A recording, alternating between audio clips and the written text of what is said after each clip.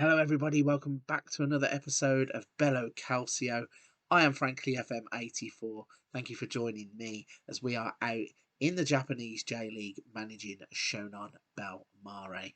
So in yesterday's episode, you'd have seen us picking up a win, a 2-1 victory in the J-League, which helped get us back on track in terms of league position. You might be able to see, having a little look at the league table here, we are actually back at the top of the table. It's been a little bit of a crazy ride, but we have managed to string some victories together. Teams around us has faltered, and we have managed to hit top spot at the right time.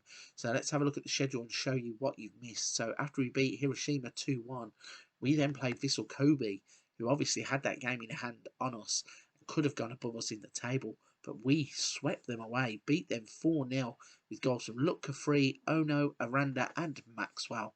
And we really played some brilliant football to beat them 4-0. We then beat Yokohama 2-1, a game which was really even, could have gone either way. We gave a debut to Nicholas. He scored.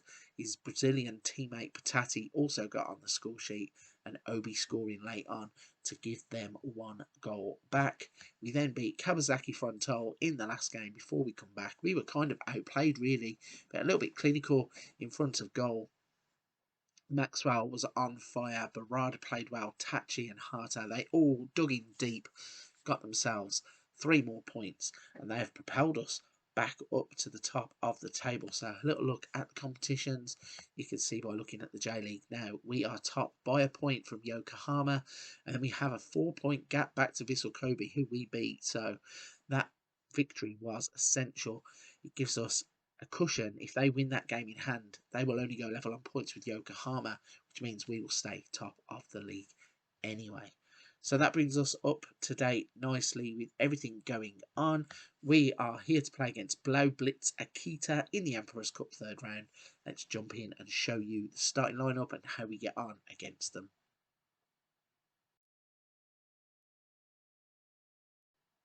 Okay, here we go then for another round of the Emperor's Cup. I keep seeing in the media in my inbox that this team are capable of causing an upset. Now, I don't know whether that's based around the fact that we are supposed to be relegation fodder or not, or whether they actually think that they're going to have a chance at beating the J-League champions. Let's find out. Hopefully we do not fall to these.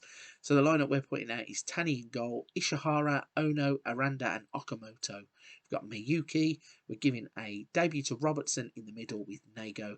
And then we've got Machida, Maxwell and Ohashi up front. So let's see what happens when we go up against potential giant killers, Blaublitz Akita. Everything is set up there and the players are coming out onto the pitch. Those huddles are all completed and the game is up and running. So an early touch for the Blaublitz goalkeeper. It's a mouthful, that is, to remember to say. Might just call them Akita for the rest of the game because Blaublitz Akita is a little bit too much to say, but anyway, the goalkeeper hit it long. We've had the ball, progressively moved it up the pitch. Okamoto is in against his man. He's crossed it in. There's Machida with the header. And this giant killing doesn't seem to be happening as we have scored after 3 minutes against Akita. Well worked goal. Whilst I was waffling on, we moved the ball from the back to the front. Okamoto down the rain-soaken wing, crosses it in. Machida peels off of his man, heads it in past the goalkeeper, and that is the dream start that we were looking for to avoid the giant killing. Yeah, the rain does seem to be affecting the pitch quite a bit. Not too sure where Blaublitz Akita are based, but it seems like their pitch has been affected a little bit by the weather, certainly around the penalty spot and down the wings as Machida gets a second goal. Maxwell should be getting an assist there, but it's been disallowed. And Machida there would have scored his 22nd goal of the season. That just said, that is so tight. So tight. I mean, he's fox in the box, isn't he, Machida? He was there at the right place at the right time to pick up the pieces. Just a shame that he went fraction too early to get to the ball. Otherwise, we would have had a 2-goal lead. It's not comfortable because we're only winning 1-0, but I'm not too sure why we haven't had much more in the way of highlights We've had 8 shots and 5 of which have been on target, so we're actually playing some decent football. Got 2 yellow cards, Machida and Robertson on his debut. So in at half time, don't really need to change anything. I think if we can get a early second goal, which we're going to have a corner with Miyuki, swings it in. Ono's there at the front post, but he's put it over the bar. Yeah, if we can get a early-ish, relatively early second goal, then I can make some changes and maybe bring some of the fringe players in. But I don't want to take that risk whilst we're only carrying a 1-0 lead. And we are looking to go on the attack again. But Nago goes all the way back to Tani in goal. Plays it to Aranda, who has been an unsung hero in this team. He does not get any credit at all, Aranda. His defending has been brilliant. And I think he's a player that we are going to really either develop well and get a big profit for, or he's going to be that kind of player that sticks around forever and turns into a bit of a stalwart at the club. Either way, looking forward to where his journey is going, because he has started his career with the club in fine form, and he's going to need to be in fine form here as the ball goes over his head, but is cleared away, and we are on the turn, and Machida plays it to Maxwell. Ball in behind here for Ohashi. He's in on goal, and the ball's over the bar. Went for the audacious chip. Not sure that would have been my choice of finish. Foot through the ball probably would have been the better option, but he went for it. It went over the bar. Hey ho. Looks like we're going to try and build something up here as Okamoto turns. Miyuki goes back to Tani. Ball into Sato. It's up and away and around. Robertson gets it. Plays it to Nago. Ball out to Ishihara. Can he beat his man? No, but the ball goes to Machida anyway. What can he do? He plays it backwards. Sometimes the passing on this game is a little bit questionable. Why our players would be going backwards in that position, I don't know. But Robertson has laid it into the path of Ohashi. Back to Okamoto.